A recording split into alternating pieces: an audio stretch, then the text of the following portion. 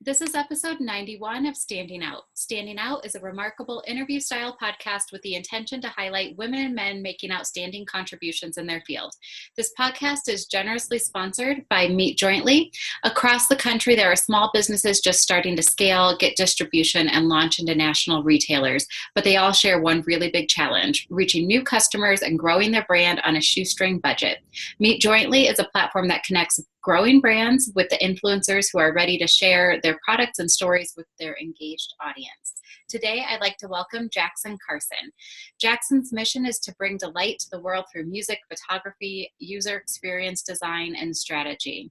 He helps new and growing companies build the bridge between the founder's vision and their customers' needs, with delight as the magical element that binds them. Currently, he is a UX UI director at SnapEngage and a lead UX mentor at Techstars in Boulder, Colorado. Jackson, welcome. Thanks for being here. Thanks, Katrina. Appreciate being here. Yeah. How did you get involved in this UX UI sort of space? Wow, it's a long story, but the short of it is, a long time ago, I was doing the first kind of early digital design work. We're talking like late 80s, early 90s. And even then, I understood the passion of thinking of the user when designing products. Like in 1984, when the Mac came out, the Macintosh was made to make delightful experiences for their customers. And Apple has become the most successful company in the world. I wonder why. Yeah. So back then I got the bug, and pretty quickly I realized how important it is to be designing for people. And so we didn't call it user experience then, but now we've kind of got that term solidified a little bit. And so nowadays, I've been focusing really more on the user experience side of things. Yeah, so that's kind of how I got there. There's more to it than that, but that's the gist of it. So, but you also have a background in music too. How does that play in music and photography, right? Yeah. Yeah. So really all the things, I mean, I consider myself a creative in the traditional way that's used these days. Yeah, I do music and photography and design. And, all of those things are really, to me, about delightful experience in one way or another, mostly for myself, honestly. Like I just play music for selfish reasons. I do photography for selfish reasons, and I can get paid to do design, and for me, design is just a lot of fun. So, I started with kind of delighting myself, but then realized, this is really about pleasing other people as well. And so, as a professional touring musician, I had audiences that I wanted to please. And, so I've done tons of music, played in a band touring, and then, I've been playing for probably 20 years. And then photography, I've just kind of been getting into that more seriously in the last 10 years or so. And that, with photography as a designer, I don't know how many of your audience is design oriented, but I have to tell you, carrying my camera with me all the time and making sure to try to take at least one photograph a day keeps my eyes turned onto the world in ways that, as a designer, I can't stress the value of that enough. It's amazing. So if you're a designer, I recommend just having a camera. Yeah. Well, and even I have a very fancy camera that as many times as I try to use it, I feel like my eye sees it so differently than what I'm making the camera do. Yeah. It's not captured it. So I need some education there. But I love when I see, like on social media or something, where things pop up, like photography challenges, day 5, 25. And I think it's really cool to be looking at the world through that lens and being creative in that way. And I love seeing, even non-photographers just exploring that passion. That's really cool. Yeah, totally. Yeah, I recommend it to anyone. And then, it may become more of a passion for you. Yeah, it's great. Yeah. You call yourself, well, one, a UX UI strategist, but then a pixelosopher. Tell us about that. Yeah, that's just kind of a joke. I get down into the pixels as well, but I like to think big and more strategic. Sure. From the UX side of things. So UX stands for user experience, and there's kind of the often if you're like working at a company and there's like a development team and they have a designer on staff and they kind of make the interface of your software look look good, that's kind of a UI designer. UX has been brought in to sort of improve the experience and make that, help that team build the thing the right way.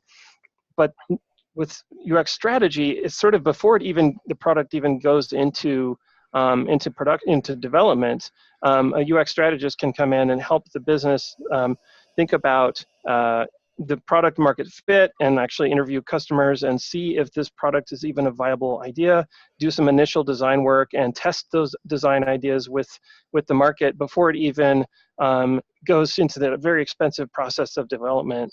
So UX strategy is kind of more upfront in early stage, high level thinking at the business level, and helping the business validate or invalidate their ideas. Because a lot of businesses have this notion, oh, I know my customer, I'm just going to build this thing because I know they're going to love it. They spend $1 million to build it, and the customer doesn't love it. What happened? So, if we had gotten ahead of that a little bit with some really inexpensive kind of proof of concept testing early on with user experience, then they could have saved that $1 million and focused it another way, Right. So how did you get involved with Techstars? Yeah, so it's interesting. For those who don't know, Techstars is a kind of a startup accelerator. It started in Boulder, and now there's many, many different Techstars locations around the world. But Techstars, huh? They have grown so rapidly. Yes. Everywhere now. Mm-hmm. Very successful. Every year, each location, I believe, has roughly 10 startups that they accelerate, and I forget the numbers now, but the success rate of those startups is very high because they have access to tremendously powerful information and resources and mentors, and the key element there is the mentors. So I recognized early on that Techstars was not particularly focused on user experience, even though at the earliest stage of your business, that's when you need to get user experience right. And so I sort of threw myself in there. I literally kind of showed up to all their mentor events and stuff and just kind of I'm here. And then finally they're like, yeah, we want you back next year too. And so I actually formally got into it. So now I've been doing it for 3 or 4 years now. I mentored the most companies in Boulder in the last 3 years, I think. Wow. So yeah. So anyway, it's changed everything because now they're thinking about design up front, which is going to save our, going to really help their businesses. Yeah, no, that's really cool. And for listeners, I feel like oftentimes we'll see groups or organizations like Techstars that we want to, quote unquote, get into, right? We want to be a part of that, but we don't know how. And I do think, my experience has been the same. Start showing up. Just show up. So often it is much more than sending an email saying, hey, I'd like to be a mentor. No, show up, meet people. They're gonna see you, get your value. That's the way to do it. So smart. Yeah, that's so many arenas. With Tech, I started the formal way. I found out how you're supposed to approach them as a mentor. They have hundreds and hundreds and hundreds of mentors. So I was just noise, and I finally said, you know what, I'm just going to appear. I'm just going to make myself present. And that's the same way if you wanted to talk to a leader in a business, you don't just try to find them. You just go meet them, and you meet them as a person, and they're just oh, hi, you're a person too. Let's just talk. So yeah. That's awesome. Well, I'm glad you did that. That's, I like what you're putting. I like how you're putting the strategy piece first for what they're doing. So many of them are very successful. So good job there. What would you say is, as an entrepreneur, what's sort of a rookie mistake you've made at some point that you'd be willing to share with us? Yeah, well, I can speak for my own particular flavor of entrepreneurship. I had my own design business for 15 years early on, and this was kind of early in the digital media world. So we're talking, early 90s up until the beginning of the World Wide Web, and having my own business I was a freelance designer, I'd say, but I had my own, as a corporation, I had employees, I had, other designers and engineers I worked with. And in that context, for me, the biggest thing was actually not firing clients soon enough, right? So You Yes. know how it is when you're independent and you're working with whoever you can work with, right? You're early on and you're just trying to take jobs, and you get a job and you just take it, and it's often those early jobs, because you don't have any clout yet, you don't, you're gonna cut your rates to try to get the job, and then you're gonna get basically shitty client. Pardon my Yeah. Oop, I don't know if I can say that, but you can get bad clients, right, that are just not going to treat you as well as when, if you're more established. So essentially what can happen is you can end up with some pretty bad Apple clients, and you feel like you're obliged to stick with them because you've built a relationship, you don't have other clients yet. But Right. honestly, I would say the number one thing would be the sooner you get rid of these bad clients, the better, because then you can actually focus on these amazing clients and excel, and like you're thriving in what you really are good at, and all this sort of stuff is improved. So on the same token, if you have employees, there was a CEO of a company I worked for who said he never regretted firing someone sooner. I know this is kind of negative. We're talking about like killing clients and firing people and stuff, but honestly, like the point is, like the sooner you can move on, the better. Yeah. Right? Well, right. Like negative or not, I think the point though is when you do terminate a client or terminate an employee, Right. you are opening space. It's liberating To come in, and right. I think that's really important because as business owners, we do want to evolve too, and sometimes there just has to be room for new energy and new ideas to come into play. Yeah. Right. But I totally agree on the terminating clients, and we've done similar. I mean, we've certainly give it our best, but when we see it's not working, Yeah. like, hey, Exactly. it's time to part ways. It serves both of you better, frankly, because Yeah. you're not going to be doing your best work, and they're not going to be happy, and yeah, it serves you both to move on. Yeah. It does. Well, that's a really good lesson learned. Thanks for sharing that one. What is on the opposite side? What's your favorite part of being an entrepreneur? Oh man, for me, it's just, well, okay, so entrepreneur, again, I'm in the creative space, so for me, I love creating ideas and new things. I'm one of those typical creatives that has a hard time completing anything. You're the Maybe that's why I have to fire clients. But yeah, no. So it's like, honestly, for me, it's coming up with the new fun thing and exploring that, and just, again, I'm all about delight. So either whether it's for myself and just like enjoying a new concept, or for my customers or my my teams that I'm working with, it's about trying something new. And we get so stuck in old ways and old patterns. And what's really exciting now in the startup world is everybody's got these methodologies now for quickly innovating and coming up with new ideas. We got the lean methodology and agile and all this sort of stuff. So it's really enabling people to quickly explore whole new domains. And more often than not, you dispose of the idea because it was just a crazy idea. But that's how you get the good ideas too. So for me, that's what's exciting. Yeah.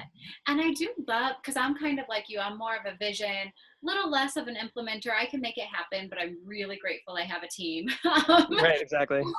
A little less in that regard, but one of our team members was, I just happened to throw a lot of ideas out there one day, and they were needing to implement them. And one of the team members goes, "Katrina, you're like throwing ideas like confetti, and we don't know like what to grab or catch or not catch." Right. I'm like, well, some stick, some don't. But I think that you're exactly right. That's the point of ideas, is keep having them, like keep getting them out there and seeing what you can breathe life into, for sure. Mm-hmm. Yep.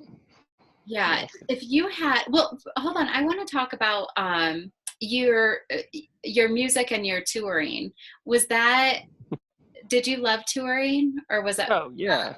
Oh, yeah. it's great. I I mean, the touring part itself, the actual going place to place was a big drag. I mean, we were a small East Coast band touring up and down the East Coast for years, and it wore out. I aged really quickly, and we were eating crummy food, and you know what I mean. It was just like not healthy, but it made it so worthwhile because every stop was so much fun playing music for people. And we were kind of an eclectic, original jam band, so it was always new. Every night was different. We were always improvising and playing crazy new stuff, and it was just so much fun. And again, it's all about delight, and the audience seemed to enjoy this. So Oh, yeah, I it bet. was a lot of fun. Yeah, it was a blast. How do you recover from tough days? Like, what do you do Woo. for yourself? Yeah, it's got to be. Oh man. Well, so for me, I have kind of a mindfulness practice. I do meditation, and I live in Boulder, Colorado, which is sort of famous for its fitness. And so I go for hikes or rock climbing.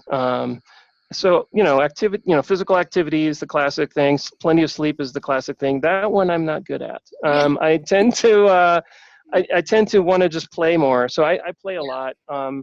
Whether it's doing music or photography or anything. So I end up staying up way too late, but that's like that's my zone. I'm a kind of a night owl creative guy, so that's how I It recover seems from like like a lot work. of creatives are a little more night oriented. Yeah, it's a cool place to be. I mean, I understand the morning people. They're like, oh, the day is fresh and nobody's awake yet, and you can do so much stuff, and I get that. Yeah. But my creative zone is at night, so I love it. I love my brain, so I don't want to sleep. I think that's part of my problem. You're like, it's so cool up in here. Yeah, why would I shut this off? This is great. That's awesome. Yeah. As we wrap up, my last question is about like what's on your radar, just as a thought leader and what you do in the industry. What are you seeing that's happening that maybe we'll all talk about in a year or two from now as a trend or a hot topic? Oh yeah. That's a great question. I was going to say last year it was chatbots because I work at a chat company, but this year coming up, I'm going to say blockchain is going to be bigger and bigger. I swear because I'm a member of a lot of organizations and associations, and all of them are having events on blockchain and what that means Yeah, for that industry. right. That's awesome. Where do you think, like, how are you educating yourself and staying on top of blockchain? Yeah, it's great. I mean, it's such a big new world, and it's awesome. There's meetups in Boulder, as you said. There's organizations and they're having meetups and stuff, and I think that's a great place to go and kind of get educated. They tend to be engineering focused because blockchain is a technology that engineers use, to build these distributed networks, decentralized networks, and so it's a place you're going to be seeing mostly kind of engineers doing geek talk, but still, as an entrepreneur, you should totally get up on blockchain. It's an technology to enable really massive disruption globally. Decentralized meaning literally no government owns it, no corporations own it. So this is where the people can actually make a huge difference on the planet. So if you can get in your ideas into that world now, it's a fantastic time to start thinking about how you can make massive global impacts as just an individual, working with other passionate individuals, doing super interesting disruptive stuff. I think blockchain Yeah. is going to do some amazing things pretty And it's soon. super compelling. I think we all want to make a difference and do something different. Yeah, that's awesome. Yeah, for Thanks sure. for being here. I really appreciate it. Oh, yeah, it's totally my pleasure.